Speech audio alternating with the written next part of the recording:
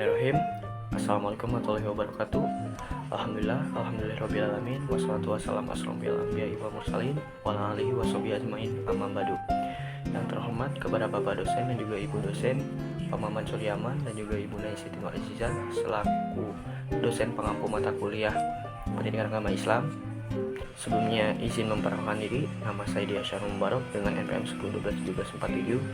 Saya dari kelas C15 Manajemen angkatan tahun 2021. Pada kesempatan hari ini, saya akan memaparkan materi mengenai Ma'rifatul Quran, yaitu mengenal Al-Quran. Nah, yang pertama adalah mengenal Al-Quran. Al-Quran merupakan kalamullah atau firman Allah. Dia bukan makhluk seperti yang diyakini oleh aliran Mu'tazilah atau perkataan Muhammad sebagai mana yang digemborkan orientalis. Al-Quran benar-benar diturunkan dari sisi Allah Subhanahu wa Ta'ala sebagaimana firman Allah dalam surat An-Naml ayat 6. Artinya, dan sesungguhnya kamu benar-benar diberi Al-Quran dari sisi Allah yang maha bijaksana lagi maha mengetahui. Kalam adalah wasilah atau sarana untuk menerangkan sesuatu berupa ilmu pengalaman, nasihat, atau berbagai kehendak, lalu memberikan perkara tersebut kepada orang lain. Allah bersifat dengan sifat kalam, sebagaimana Allah Subhanahu wa Ta'ala berbicara dengan Nabi Musa dan Nabi Muhammad pada malam Mi'raj, dan Allah akan berbicara dengan banyak hambanya pada hari kiamat kelak. Yusuf Qaradawi menyatakan bahwa 100% lafaz dan makna Al-Quran bersumber dari ilahi yang diwahyukan kepada Rasul dan Nabi-Nya Muhammad SAW. Lewat wahyu yang jelas, dibawa turun seorang utusan dari jenis malaikat yaitu Jibril kepada seorang utusan dari jenis manusia. Al-Quran merupakan roh robani yang dengannya akal dan hati menjadi hidup, sebagaimana ia merupakan dustur ilahi yang mengatur kehidupan individu dan juga masyarakat. Ayat-ayat Al-Quran disusun dengan rapi dan dijelaskan secara terperinci. Arti tersebut terdapat dalam Quran surat Hud ayat 1. Kemudian, dan Al-Quran itu telah turun dengan membawa kebenaran. Ayat tersebut di dalam surat Al-Isra ayat 105. Kemudian, ia merupakan wahyu dengan perintah dari Allah Subhanahu wa Ta'ala kepada yang Dia kehendaki di antara hamba-hambanya. Arti tersebut terdapat dalam Quran surat An-Nahl ayat kedua. Kemudian di poin kedua ada turunnya Al-Quran atau nuzulul Quran. Allah Subhanahu wa Ta'ala telah menuliskan umat Islam dengan menurunkan Al-Quran yang luar biasa.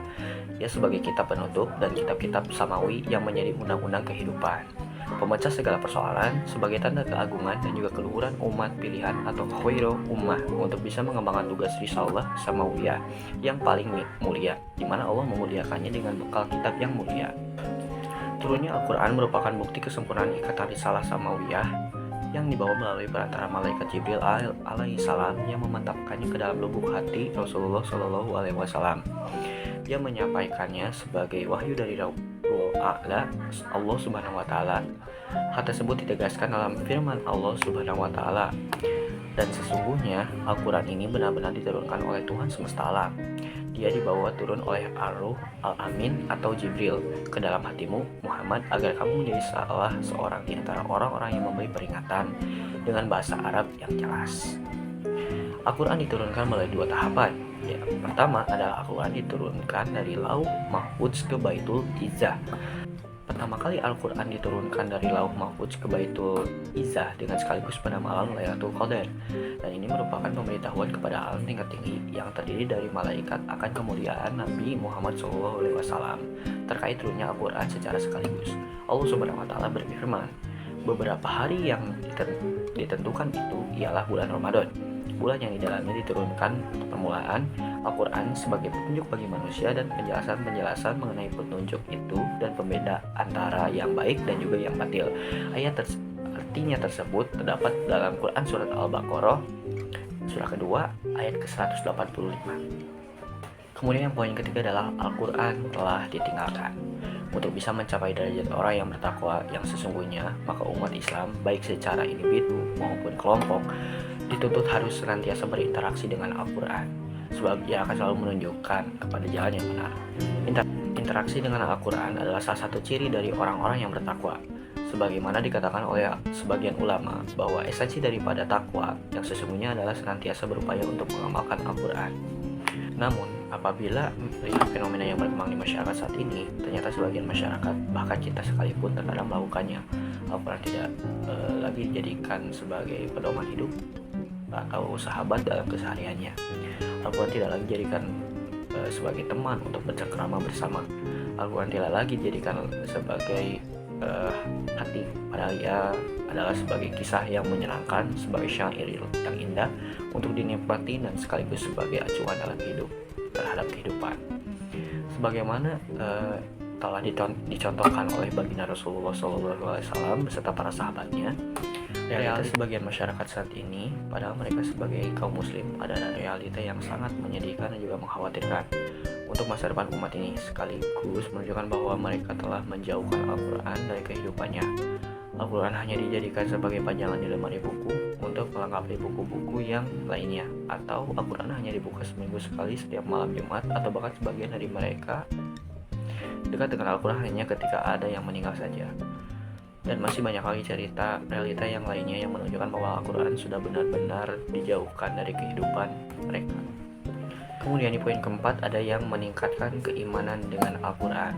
Dr. Abdullah Nasih Ulwan mengatakan bahwa untuk salah satu upaya dalam meningkatkan kualitas keimanan dan ketakwaan adalah dengan cara interaksi yang baik bersama Al-Quran, yaitu dengan cara mendengarkan, membaca, mentadaburi, dan juga mengamalkannya. Al-Quran adalah sumber ketenangan hati, juga sebagai obat bagi penyakit yang ada di dalamnya. Ketika kita membaca Al-Quran, berarti kita sedang mengingat dan berkomunikasi dengan Allah Subhanahu wa Ta'ala. Ketika kita sedang berkomunikasi dengan Allah, maka sudah barang tentu melalui firman-firman-Nya dalam Al-Quran yang kita baca sambil ditadaburi, kita akan mendapatkan nilai-nilai akhlakul karimah yang akan menjadikan kualitas amal kita semakin baik. Dengan kualitas amal yang semakin baik, maka kualitas iman pun akan semakin meningkat, karena dengan ketaatan atau amal solihlah keimanan ini akan terus meningkat. Allah Subhanahu wa Ta'ala berfirman, yaitu orang-orang yang beriman dan hati mereka menjadi tentram dengan mengingat Allah. Ingatlah, hanya dengan mengingat Allah lah hati menjadi tentram. Arti tersebut terdapat dalam Quran surat Al-Ra'd ayat ke-28. Dalam kehidupan para sahabat, kita dapat melihat betapa mereka memiliki semangat untuk berinteraksi dengan Al-Quran, baik mendengarkan, membaca, menghafal, mentadaburi, bahkan mengamalkannya.